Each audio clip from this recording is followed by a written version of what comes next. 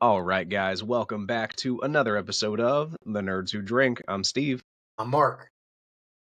And guys, this week we are following up on the most recent holiday, Thanksgiving. So let's you know, talk a quick bit about that before we jump into our beer, which has been brought here by Mark today. So it's now Saturday, the day after Black Friday, which is the day after Thanksgiving. How you feeling? Unaccomplished. I feel like I bought nothing on Black Friday, so I'll Fair. have to keep my eyes out for Cyber Monday. I bought one I feel like thing, and I then feel like Black Friday's dead. Amazon kills everything. I think it's just the internet. I wouldn't even say just Amazon. Like, name a company that hasn't been texting you or emailing you all week. No, I get it. I used to work at Best Buy, and I remember people used to line up out the door at Yep. probably like Just 12 talking o'clock. about that.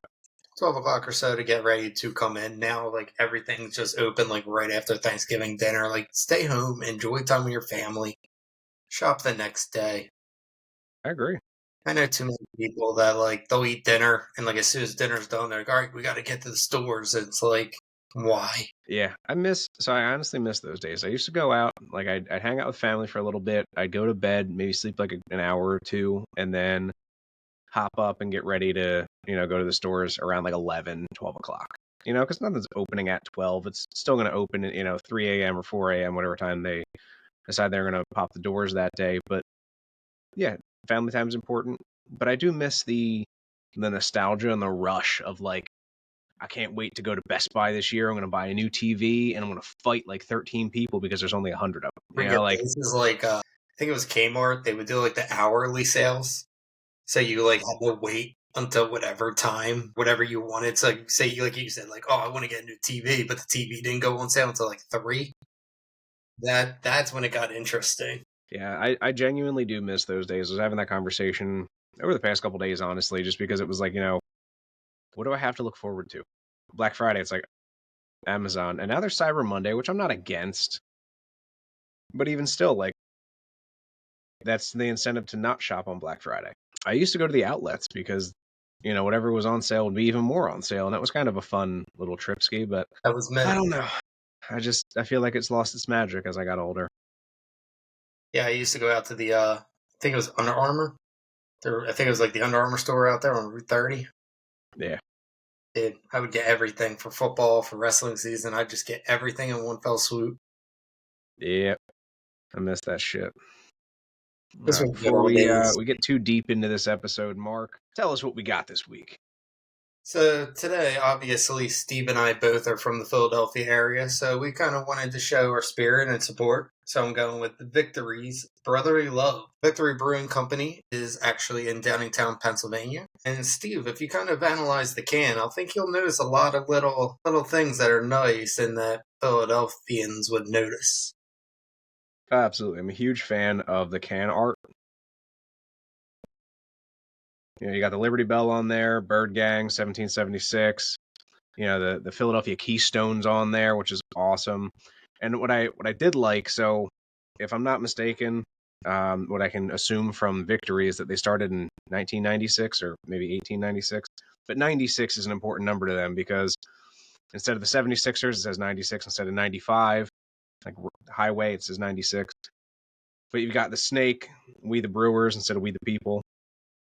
I love that kind of stuff. Like it still pays homage to the city, but in their own little way. And then it has the citywide on there, which if you're from Philadelphia, you know what a citywide is. If not, well, come to Philly and we'll show you. So without further ado, 1, 2, yeah. This is supposed to be a citrusy beer, and they brewed it kind of to help support all the areas in Philly for making them as big as they have been. Okay. It smells Delicious. fucking delicious, honestly. It does. It smells really good. Pleasantly surprised. Not that I thought I wasn't going to like it, but I like it a lot more than I thought I was going to. Like, a lot more. It's like really good. I can have a couple of these and not get bored of it. I think that's one of the big things with certain beers. Like, some of them, it's either, it's too sweet, it's too hoppy, it's too this, it's too that. But, like, this is something that I could sit back, have a couple of, and just kind of relax, which is awesome. Yeah, I feel like for me, the big thing for me is a lot of IPAs, it's always the aftertaste. Like, I feel like the aftertaste is usually where you get kind of like kicked. And this one has like nothing. It just kind of settles real smooth, hits the tongue really gently. And it's just really good, No, especially like citrusy beers. Like you said, usually they're way too sweet. no, I like this little hazy IPA. Solid. All right, now we were just talking about this earlier, so this is something I know I'm very late on. I think it was like 20, maybe 13 ish that it either finished up or it can't. I don't even know exactly when. I haven't done enough research on it, but I just started watching Breaking Bad, and I know I'm like really far behind on that show, and I get some of their memes and references and stuff like that and whatever. Like I know what Breaking Bad was. You know, I know Walter White. I know I get the concept of he was making meth. Like that was my understanding of it. I didn't really know much else. I know he was like a teacher or something prior to doing meth. No, he wasn't doing meth. Sorry, he was creating meth. But yeah, like I was like, oh, that sounds like a kind of cool show. But I think I got on it too late, and by the time I wanted to watch it, I think at the time like streaming wasn't as big. I believe I was in the military during some of the seasons, which is actually my excuse for a lot of the shit. It was like I don't have enough time to like sit down and watch TV all the time. You know, it was like, all right, I'll catch up with it when I catch up with it. And so I had some time at work, and I was like, you know what? Let me just crack an episode or two open and see if I like it. If I hate it, whatever. It's whatever, an hour and a half of my time. And I love it. I really do. I think it's a solid series so far. I'm only on midway through season 2, but I'm happy. Yeah, Breaking Bad was one that I started to watch when it first was on TV. So I went through like I was telling you, I got through like 3 quarters like the first season. Then I ended up going like back to school. Then I got tired of schoolwork and everything, and then tried jumping back in at like season like 3. And I Yeah, just was it's so lost that I was like, you know what? I don't have time right now to kind of go back and rewatch. I was in the middle of watching things like Arrow, and I believe The Flash was out by that point, Supernatural, shows like that, that was taking up pretty much most of my time. And I was like, you know what? Like, this seems like a cool show, and I believe the hype behind it that everybody has for it, but I just don't have the time for it right now, and never really got back into it. Seemed enjoyable, and I know they had the spin-off, Better Call Saul, I think. they have that, and then they have a movie as well. They have That a it's I think they do the Breaking Bad movie. I will get the name for it in a second. But El Camino, a Breaking Bad movie, 2019. So it was like I think it was well after the series had ended, if I'm not mistaken, or maybe just after the series ended. And yeah, I mean I saw the preview for it, I guess because I'm watching Breaking Bad on Netflix, and it was like, hey, you might like this. So Better Call Saul's on there, and El Camino. So I'll definitely be watching those because season 2 is when Saul really sort of like sinks his claws into the series. So it was an interesting, again, I've heard the TV series Better Call Saul. I've heard of this, heard it. Like, I just figured it was time. It was really time for me to like, knuckle down and actually watch it because I hate to say it, but like, I'm getting to the point in my streaming where I'm like, what? Why do I have 30 different streaming companies? I watched one series per. Yeah, obviously I have Disney forever. Well, probably forever because of the kids, but like, I don't know. I just feel like I have Amazon Prime Video because I have Amazon Prime, so that's not going anywhere unless I lose my shopping addiction or my need for random shit at random times. But like at this point, I'm like, I don't know what else to. Like, do I need Peacock? Probably not, but I get it for free through like Xfinity. So I was like, okay, I mean, there's that. And it's like, do I need Hulu because I have Disney Plus and everything from Hulu's on Disney Plus now? So it's just there's a lot of overlap and shit, and I don't know. It's a lot. Streaming has become like overwhelming at this point. It's like cable, Yeah, it's terrible. It's like, and it's fucking expensive now. well, that's what me and my wife are like. We'll be sitting there, we're like, okay, like let's watch something new, and then we can't find anything. And we're like, let's just go back to The Office. And then we watch The Office Office. is always a solid fallback. I do love The Office. It's one of those shows that I could watch 1,000 times over. And same thing with like How I Met Your Mother. On the last season of that again. It's just one of those things where like I'm gonna go to bed. I'm not gonna miss anything if I miss an episode. So, Dude, I finished Penguin. Oh my god, it is so good. And again, probably, slap my wrists another time, but I haven't even started because I forget that I have HBO. I'm telling you right now, like, say we didn't see the Batman movie, you would not be that lost watching it. Like, See, and I heard that from our friends over at Listen 3000. Like, they said it's you feel like an you're amazing watching the midst of, series. like, The Sopranos, and, like, it'd be like if The Sopranos was a comic book comic. Okay. So, you know what? I'll probably. It's more of a mob show than it is like a comic book show. Okay. Yeah, I'll give that a go. And Probably this next week. the casting is perfect. Clancy Cool. Brown plays Maroni. Okay. I think it's his name, Clancy Brown. He plays a villain in like everything he's in. Did you watch the newest season of Dexter? The one with the where he's like dating the cop. The one like with like him, yeah, like him on. Yeah. Okay, so the main like villain, the dude that plays him in that season, Yeah. his name's Clancy Brown. It's something Clancy or Clancy something. But plays Maroni. Then obviously you have I always forget her name, but I swear to God, if her and Colin Farrell do not win awards for this show, when I tell you it's that good, the one who plays the mom, How I Met Your Mother. Yeah, I was just gonna say, is the mom from How I Met Your Mother? I think her name is like Alexandra with an M. Millock. I forget, but she is such a good actress. She plays the part of Sophia to a T. Kristen Milotti.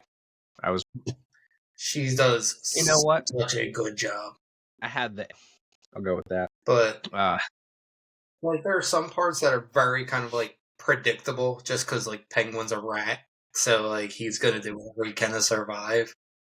Then they have some original characters that like aren't in the comics. So it's kind of like it kind of makes you like second guess some things because like the way that I always go is like, oh, this guy's not in the comics, like he's a goner. And then it's like something may happen where like this person now isn't. It's like, oh, okay, and that's with anything.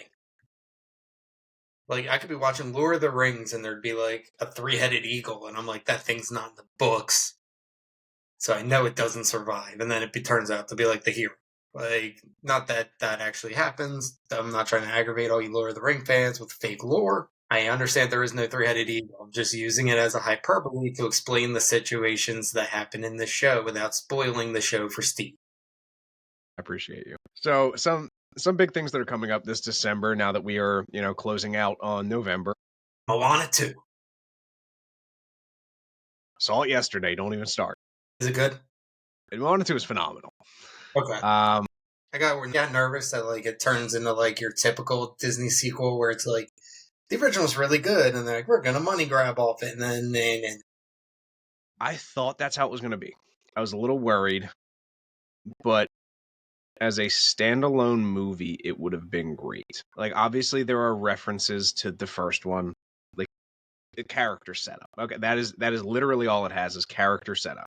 So, like, you're not introduced to Maui again. You know who Maui is. You know who Moana is. You know who her parents are.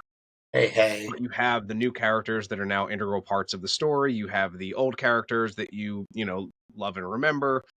And then the new adventure and the new problem climax resolution. Did you hear the newest Disney theory?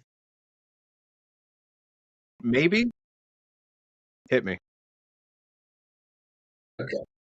So go back to when Stitch initially was coming out. Lilo and Stitch, like the cartoon. You remember all the promotions that they did for the movie? Where he would jump into the other Disney movies. He was climbing in the ceiling in the bell tower and all this other Beauty and the Beast. And then there was another one where he like popped up on like a space or Aladdin when they're on the magic carpet. He flies up next to them in the spaceship and Jasmine jumps in and fly away.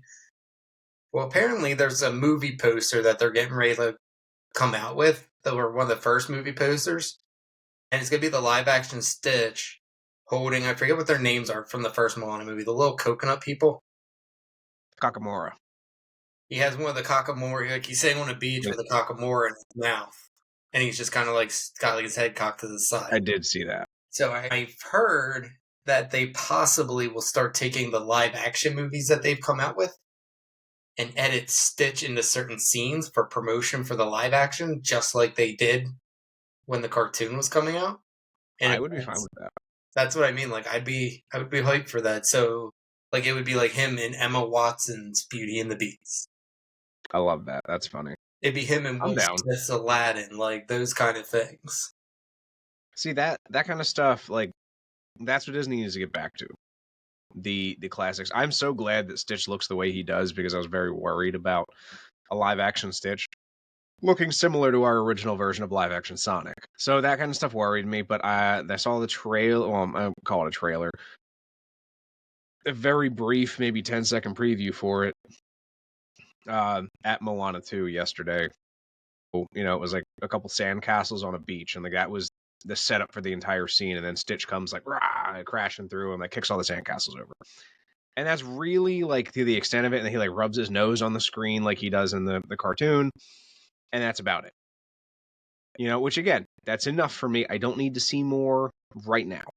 But it comes out at Labor Day weekend of 2025, so I'm trying to schedule some stuff around to go see that.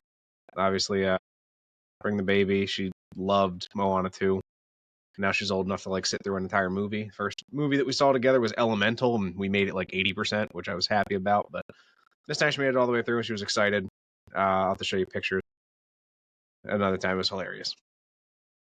But further down in the month, obviously we have Christmas, so super excited about that. You know, holiday times are huge for us.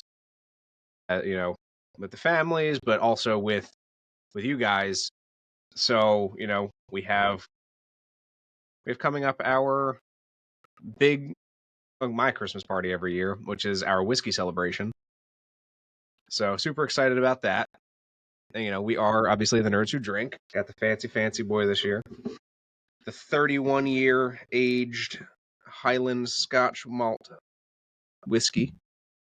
Single malt Scotch whiskey. Sorry, I can't read. Super excited about this though. Like, it's a beautiful little nice wooden box it comes in. Now, are we trying it and then all adding it to our bottles, or just for us to drink?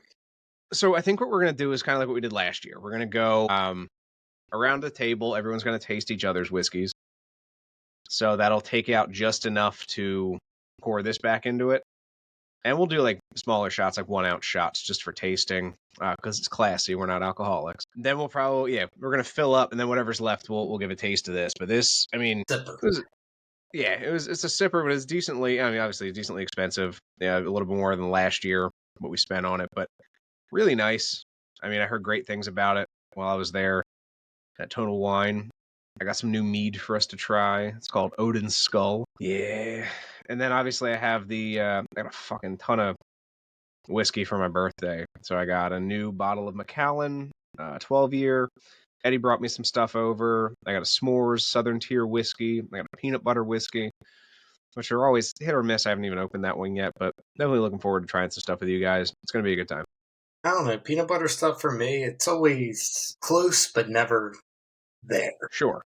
Yeah, and that's the thing. Like, I love peanut butter. Like, I would survive on peanut butter for the rest of my life, given the opportunity. But peanut butter whiskey, it's very, very either like really good or it's just not there.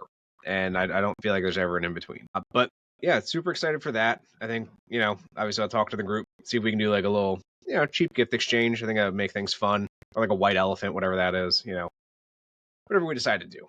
But I'm looking forward to it. That's something that I look forward to every year because we host. It's a great time. Get the friends and family out. So, you know, those are the things I'm looking forward to towards the end of the year. What about you? Anything big jumping out at you? It's nothing too crazy. Most of the really, really, really fun stuff that I've done, I've already kind of done. Went to see Hamilton down in Philly. How was that? It was good. Don't get me wrong. Great play. I didn't exactly like look at the seats before I purchased the seats because it was also Fair. an anniversary gift. So I was like, you know what? Danielle loves Hamilton, like loves it. Me and her watched it on Disney. I've been trying to get Broadway tickets, and they're just way too expensive. So I saw it was Broadway's coming to wild. Philly. So I was like, you know what? I'm a good little what's the word I'm looking for? Coupon finder, kind of good little sales finder. I found 2 seats, head on to the stage on the first level. Cool. So I buy them. So we get there. Danielle sits down, perfect view, head on, sees everything. And I sit down, and there's a pillar right here. So the whole time, I'm like either leaning this way around the pillar, which was awkward because the family on this side of me put their like 10-year-old daughter next to me. So here I am, a 33-year-old, kind of like leaning closer to a 10-year-old, right? Or I lean in front of my wife's view. That's perfect to see like her side. So outside of that, it was a really, really, really fun experience. It was down at the Academy of Music down in Philly at the Kimmel Center, and I mean, bravo to all the performers. Phenomenal job. I don't know if you've watched Hamilton or not, but the actor that plays King Henry, which is like the comic relief of the show, Okay. plays him perfectly. Like he hit both his songs, or all 3 of his songs that he sings, are absolutely hysterical. Just the little jabs he takes at like America. So, because basically the whole thing is about like obviously like Hamilton's role during like the Revolutionary War. So like it's more about like what's going on the background between those guys, like him, Thomas Jefferson, all those kind of people. So the king's not really like a big part. So when he comes in, it's basically just like him talking shit on like America because it's not America yet. So he's like, oh, like we'll see what happens when you don't have me around anymore. And then like later on, he comes in like when they're actually kind of like establishing themselves. So like every song he sings, he's getting like kind of more nervous and like more aggravated because like it's working for them on their own. Yeah.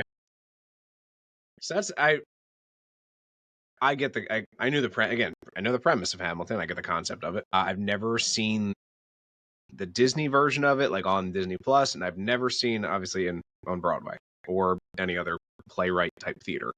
First half is definitely better than the second half.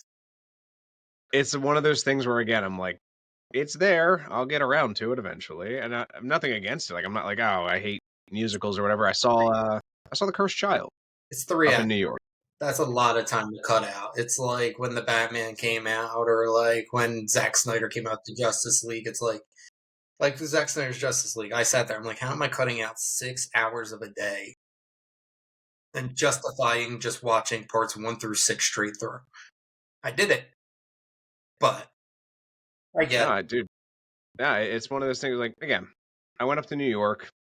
I can't even remember if it was on Broadway. Might have been off Broadway. Whatever. Cursed Child. Solid. Love Harry Potter. It's a day. It's a full day though. Like you're going in, getting your seats, you're getting everything ready, your concessions, drinks, blah blah. You sit down, do a little intro. Here's what we're gonna be doing today. Dim the lights. Action. Then there's the fucking. They pause. Everyone takes a break. There's an intermission. You go take a piss, grab more food, grab more drinks. Maybe I bought some stuff that you're not going to get anywhere else, like some Slytherin gear, because, Team Slytherin right here, baby. All day. And notice all the green behind you. Yeah, right? Nah, definitely not all green. But that being said, yeah, like I thought it was an awesome experience. Again, not something that I'm like actively itching for on a weekendly basis, but I would do it again. Like I'd go to New York and do the experience again. It's fun. It was cool. It was a cool little thing to like go to. Again, I don't think it was Broadway or offshoot of Broadway, whatever it was, but it was up in New York. It was a good time. I would do Philly. There's a bunch of great actors and actresses in Philly, like, and that's a big thing for me. Just because it's not Broadway doesn't mean it's not going to be good. Right. Like that's the common misconception I feel. No, Like I know people that I went to high school with who are like great actors and actresses, and like our high school productions were fucking wild. So it was actually kind of funny because Danielle was just like looking through like the cast and everything and was like looking up their IMDb's. And pretty much like everybody that was in the Philly one was on at least one episode of Law and Order. interesting. Like it was just funny. She's like, oh, this person was on Law and Order. This person was on Law and Order. So was this person. So That's my guess is they were actually probably wild. like one-off extras in the background or something. But like it's just funny. I mean, that's cool as shit though. Like, so that's my sister does that kind of stuff. She used to work for a talent agency in Philly.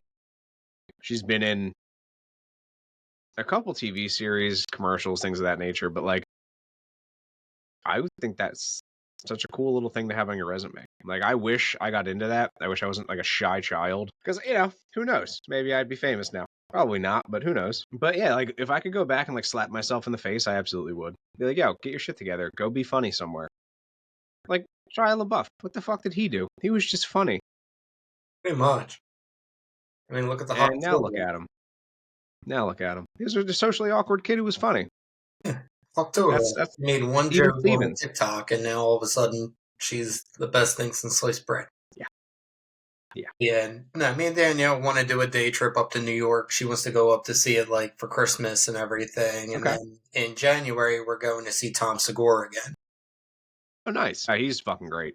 He's hysterical. I absolutely like when it comes to comics. I've seen Jeff Dunham. I've seen Tom Segura. I've seen a couple of different people, but I mean Tom Segura, like just his stage presence is just so unbothered by hecklers, by whatever. Like he just goes up very professional 99% of the time. Like he's so funny. I wanted to see Bert when he came. I think it was this past year, but didn't have a chance to. So we were like, oh, Tom Segura's coming back around. Then you got Metallica and Linkin Park are coming out with I just concerts saw the next Linkin year. Park. I just saw Linkin Park today. Yeah, and Metallica they announced like a month or so ago.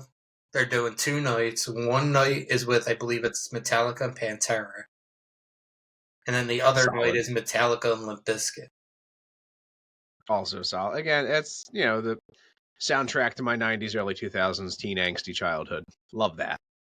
And I don't know if they've announced who Linkin Park's going to be touring with yet. I didn't see, so I drove by Wells Fargo today. And I saw the Linkin Park thing like on like their big billboard out front. And I was like, oh shit, like Linkin Park's coming to Philly. In August, I think. Yeah, I think it's mid-August, like 16, 17, 17, 18, somewhere in that general area. Let me know if that's something you're interested in doing. 100% is something I'm interested in doing. I just got to figure out when exactly it is because I know in August, Danielle and I are going to Cabo for my stepdad's 50th. I think it's either towards the end of August or it's the beginning of September, somewhere around there. But if I'm not, then, well, I am going. If I'm not there, then. Yeah. That's Absolutely. awesome, though. That sounds like a fucking dope trip. I have never been to Cabo, so you gotta give me all the details. I Down never, in the dirty shit. only time I've ever left the country was to go to Bermuda. Okay. Just talking about traveling today. So Elena has not traveled much. And I was like, I look forward to like that kind of stuff. Like I want to travel more. I think it's one of my big things, like getting her a passport and really getting some stamps in there. Because I traveled a lot as a kid. Obviously, during my time in the military, I traveled a lot, a lot. I feel like I was on a fucking airplane like once a month. But it was just, having the opportunity to. And now that we have kids, obviously it slows down a little bit. But I was like, in the future, not too far future, I can start doing that kind of shit again. Get the kids. Like I went to Mexico. I went to the Bahamas when I was young. I would say to the Bahamas when I was older. It's significantly more fun because you can drink legally. It's just, I think it's a different experience. Or maybe like a cruise or something. I know we had talked about like the group of us doing like a big trip to Disney World, which, obviously you guys are more than welcome. Eddie, Dana are ready to go. Jay and Lexi are ready to go. Chris and Brenna, the whole squad, get down there, grab a block of hotel rooms and do something. That'd be fun, even if it's just like a long weekend, like a 4-day weekend. Right. But Yeah, I mean, yeah, I mean, honestly, I like, want to do more like just even it like just across the country traveling. Like this year alone, I've gone to DC, Boston. We've been to Philly, obviously, a couple other like areas, but like I've never seen the Grand Canyon, never seen Mount Rushmore, never been to Yellowstone. So like I kind of want to work westward a little bit too. so you're like, just make a list of national parks and just fucking make a trek. For like a week. And that's what we want to do. That's like a huge thing Again, like I said, I traveled a lot. My last two states that I haven't been to, driven through, flown into and spent some time there. I got Hawaii and Alaska. Hawaii is expensive as fuck. Alaska's kind of off the grid, like very off the grid. Love to do an Alaskan cruise. I think it would be dope too. Like my grandmother My at this grandparents point, always did them. yeah, so it had to have been 25 years ago at this point, but she did an Alaskan cruise and she loved it. But I'll tell you what, I've never been on a cruise, so I'd love to do that. Gone a lot of places on an airplane, but never on a boat. Not like that. I'd love to get out on the water for a week, whatever it is. Hell, if I got the time, 2 weeks. That's how I always joke. agree to the trips. Put her on a boat, and she'll be like, "Okay, when are we leaving?" See, that's awesome. Like I I've been on think one. it's one of those. Yeah, I definitely. I mean, whatever it is has to have like good, decent childcare, whatever. But I'm down to do pretty much whatever because I'm a big kid at heart. So you want to zip line me into the ocean? That's fine. I'm down. Strap me to the back of the boat and let me fucking water ski or Just try. parasail, or I love that kind of shit. It's so much fun. Like when I was in the Bahamas last, I think it was 2015, maybe 15. I did like paddle boarding, sailing. I learned how to sail. I couldn't do it again because it's been a decade, but like that was such a fun experience. I did it once and I was like, this is so cool. Somewhere. A bunch of little shit like that. Like it was just fun, like, jet skis and whatever. But all inclusive resorts are like my jam. That's me. Like I like the cruise I went on and all, but for me, like I'd rather just fly somewhere, just spend the whole time there, and then just fly home. Oh, no, trust me. I'm in for that 100%. But I think I want to do a cruise for the experience. That's something I've never done before, so it's on my bucket list. And yeah, it's there. I'll get there. Yeah, no, I mean outside of that, it's really just kind of getting caught up on some of my nerdier stuff.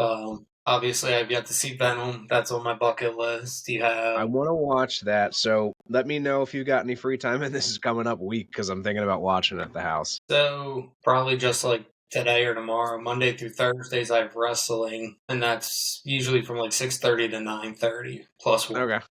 So best bet would be like Friday night, or if we're able to do it, or like on a weekend. All right. Yeah, I think I'm on. I'm on days so I'm on nights Sunday, Monday, but then I'm on days Friday, Saturday, Sunday. So anytime after 6 o'clock, we can figure something out. That works for me. And yeah, I mean that would be awesome. I want to check that out. I got a lot of stuff that I'm on is on my list of nerdy things to do as well. I got games that I'm like waiting to play, get into a little bit more. I want to try Space Marine out. I know we talked about that a couple episodes ago. I still have yet to like actually download it and play it. But I was talking to one of my coworkers the other day and like somehow Leroy Jenkins came up. Which Leroy Jenkins. if you were a child in like or a World of Warcraft player or a gamer in any time between like 2003 to 2015, if you don't know the name Leroy Jenkins, you were under a rock. You were playing offline somewhere, maybe campaign mode. But I had to explain to my coworker, who is younger, by the way, he just turned 21, that there was a game of Warcraft prior to World of Warcraft, and it's been out since like 1993 or 1994. Like that was like the original Warcraft came out. And so that got me like talking about that kind of stuff. And I was like, shit, man, like that got, I was like, Warcraft really was one of the big like Warcraft 3 was the first big like online type game I was playing. And then there was StarCraft, which I got into really big.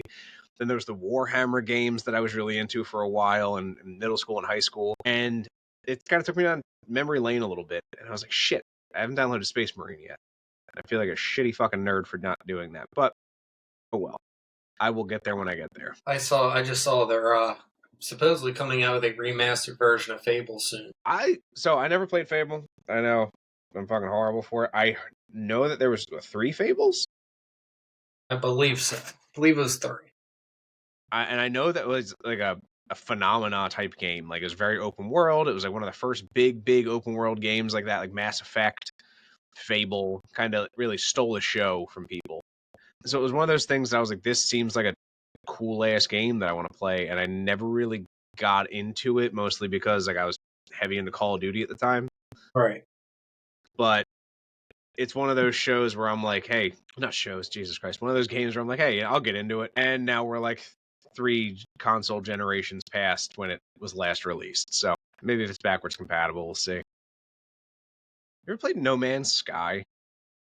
Heard of it, but I haven't. The one game everyone's been telling me to start getting into, honestly, is I believe was it not Left? Was it Left 4 Dead? Yeah, Left 4 Dead or Dead Rising. It's the one where like there's 4 people and then 1 hunter.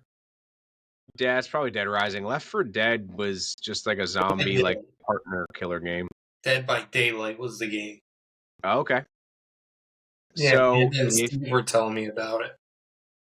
If you want to play, let me know. I'll download it and I'll gladly play. I'm still debating. Like you said, it's one of those things where it's like I'm gonna play it today, and then I end up watching something else and don't know. That's my biggest problem. It's so easy to just like turn on a TV series and like the biggest thing that I hate about video games in 2024 is like every time I turn my fucking system on, it's like you got an update. Okay, how long's the update? 5 gigabytes. I'm like, motherfucker. Yep, and that's pretty much why I stopped playing Call of Duty when I did. During COVID, we would always have our duty days.